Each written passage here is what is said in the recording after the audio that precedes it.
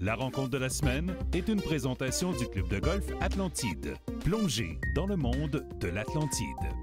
En compagnie de Laurent Duvernay-Tardif, joueur de football, docteur.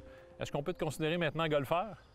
Éventuellement, j'espère. Éventuellement. Qui t'a initié? Qui t'a donné le goût de jouer au golf? Une couple de gars sur l'équipe, en fait. À Kansas City, il y a beaucoup de terrains de golf. Les gars sont passionnés de ça. Puis pendant les 2 mois, dans le fond, du mini-camp de printemps, on a un peu plus de temps pour nous. Fait que j'ai essayé de m'y mettre tranquillement pas vite. Les O-line, c'est pas super flexible, mais ça joue au golf. Fait que c'est ma prochaine question. À quoi ça ressemble une douzaine de gars de foot sur un terrain de golf? De la musique, un peu de bière, puis on a du plaisir? Oui, mais personnellement, moi, je trouve qu'après nos entraînements, ils ont fini vers 3 heures d'aller comme marcher un petit 9 trous là, en fin de journée. C'est pas mal ça qu'on fait habituellement.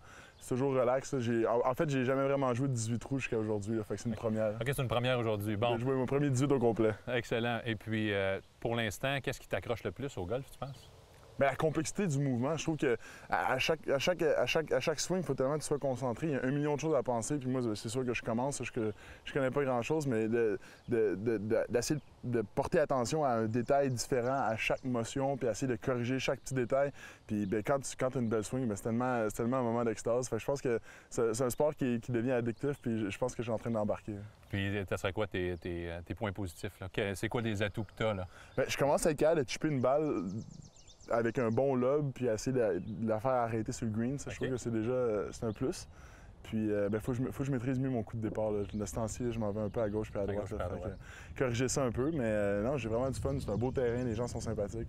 Excellent. Puis quand tu es au-dessus de la balle, je sais que tu n'as pas joué encore de 18 trous, mais quand tu es au-dessus de la balle, à quoi tu penses? As-tu des éléments clés sur lesquels tu dis, bon, ben OK, je peux juste penser à ça, parce que tu l'as dit, un million d'affaires sur lesquelles tu penses, il faut rester le plus simple possible. À quoi tu penses avant de frapper une balle?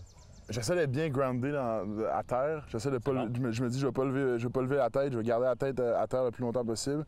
Puis la position puis l'angle que j'ai au début, je vais essayer de le garder au moment où est-ce que je frappe la balle, j'essaie d'avoir la même posture que quand j'ai commencé. En tout cas, c'est ça que j'essaie de faire. Es-tu prêt à mettre ça en application? Excellent.